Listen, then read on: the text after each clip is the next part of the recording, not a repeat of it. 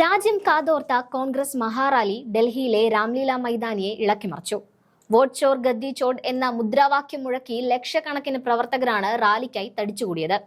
Vote ചോരിയെ മുൻനിർത്തി കോൺഗ്രസ് നേതൃത്വം നടത്തിയ ഈ റാലിയിൽ CAA, NRC, പൗരത്വ ഭേദഗതി നിയമം എന്നിവയുൾപ്പെടെയുള്ള രാജ്യത്തെ പ്രധാന വെല്ലുവിളികളെ ഉയർത്തിക്കാട്ടിയുള്ള ശക്തമായ പ്രതിഷേധമാണ് ഉയർന്നു കേട്ടത്. വോട്ട് കൊള്ളയുടെ കടുത്ത അരക്ഷിതാവസ്ഥ രാജ്യത്ത് ചൂഴ്ന്നു നിൽക്കുമ്പോഴും മോദിയുടെ PR വർക്കിൽ രാജ്യം സുരക്ഷിതമാണെന്ന് പാടിപ്പുകഴ്ത്തുന്ന മോദി ഭക്തരുടെ ശോഭ കെടുത്തുന്ന വാർത്തകളും രാജ്യത്ത് നിറഞ്ഞിരുന്നു. ഭരണം നിലനിർത്താൻ രാജ്യത്തിന്റെ ഏറ്റവും വലിയ ജനാധിപത്യ പ്രക്രിയയെ തകർക്കാൻ തെരഞ്ഞെടുപ്പ് കമ്മീഷനെ ഉപയോഗിച്ചുകൊണ്ട് നടത്തിയ അതികഠോരമായ കുതന്ത്രങ്ങൾ മോദിയെ തന്നെ ഇപ്പോൾ തിരിഞ്ഞുകുത്തുന്ന അവസ്ഥയിലാണ് എത്തിക്കഴിഞ്ഞിരിക്കുന്നത്.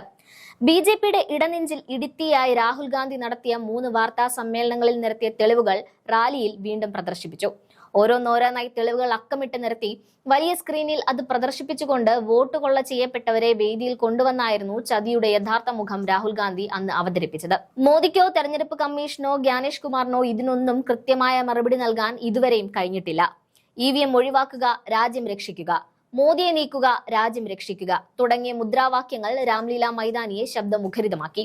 വോട്ട് ചോരിയുമായി ബന്ധപ്പെട്ട് 5 കോടിയിലധികം പേർ ഒപ്പിട്ട നിവേദനത്തിന്റെ പകർപ്പുകൾ റാലിയുടെ ഭാഗമായി പ്രസിഡന്റിന് സമർപ്പിക്കാനായി ശേഖരിച്ചു. വോട്ട് ചോർച്ച ആരോപിക്കപ്പെട്ട ബീഹാർ, ഹരിയാന, മഹാരാഷ്ട്ര, വാരണാസി ഉൾപ്പെടെയുള്ള സംസ്ഥാനങ്ങളിൽ നിന്നുള്ള പ്രതിനിധികൾ റാലിയിൽ പങ്കെടുത്തു. കൂടാതെ തെരഞ്ഞെടുപ്പ് കമ്മീഷണർ ജ്ഞാനേഷ് കുമാറിനെ കൈവിലങ്ങ് വെച്ച 420 നമ്പർ തടവുകാരൻ എന്ന രൂപത്തിൽ അവതരിപ്പിച്ചുകൊണ്ടുള്ള പ്രതിഷേധവും റാലിയുടെ ശ്രദ്ധാകേന്ദ്രമായി. വോട്ട് കൊള്ളയും CAA, പൗരത്വ ബിൽ എന്ന 3 കാര്യങ്ങൾ മുൻനിർത്തിയാണ് രാഹുൽ ഗാന്ധി നേതൃത്വം നൽകുന്ന പ്രതിപക്ഷം സർക്കാരിനെ പ്രതിരോധിച്ചത്. എങ്കിലും രാജ്യം നേരിടുന്ന മറ്റ് പ്രധാന വിഷയങ്ങളായ സാമ്പത്തിക തകർച്ചയും വർദ്ധിച്ചു വരുന്ന തൊഴിലില്ലായ്മയും സ്ത്രീ സുരക്ഷിതത്വമില്ലായ്മയും നിയന്ത്രിക്കാനാകാത്ത വിലക്കയറ്റവും കർഷക പ്രശ്നങ്ങളും രൂപയുടെ മൂല്യത്തകർച്ചയും ഇന്ത്യ-പാക് യുദ്ധത്തിലെ മോദിയുടെ നിലപാടും ചെങ്കോട്ട ആക്രമണത്തിലെ അവ്യക്തതയും ഒക്കെ ഉയർത്തിയാണ് കോൺഗ്രസ് ഈ റാലി രാജ്യത്ത് അവതരിപ്പിച്ചത്. മല്ലികാർജുൻ ഖാർഗെ, സോണിയാഗാന്ധി, രാഹുൽ ഗാന്ധി, പ്രിയങ്ക ഗാന്ധി തുടങ്ങിയ ദേശീയ നേതാക്കൾ മുൻനിരയിൽ അണിനിരന്ന റാലി പുതിയ സ്വാതന്ത്ര്യത്തിനായി ശബ്ദമുഖരിതമായി.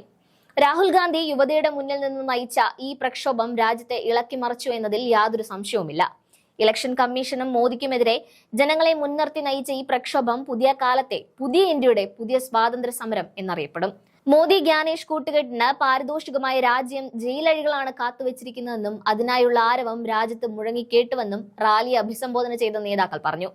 ഇന്ത്യയിലെ സംസ്ഥാനങ്ങളിലാകെ ബീഹാർ മോഡലിൽ വോട്ടധികാർ യാത്ര നടത്താനുള്ള നീക്കത്തിന്റെ വിളംബര റാലി കൂടിയായിരുന്നു രാംലീല മൈതാനിയിൽ നടന്നത്. റാലിയിൽ നിന്നുള്ള ചില പ്രസക്ത ഭാഗങ്ങളും വാർത്തയോടൊപ്പം ചേർക്കുന്നു.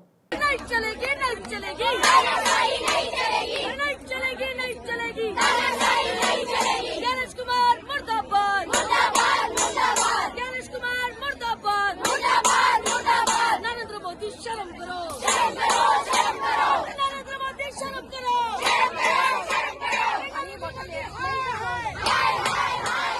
नरेंद्र मोदी शर्म करो।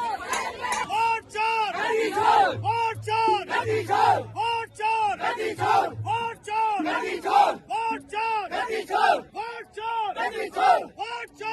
चोर, वोट चोर, वोट चोर।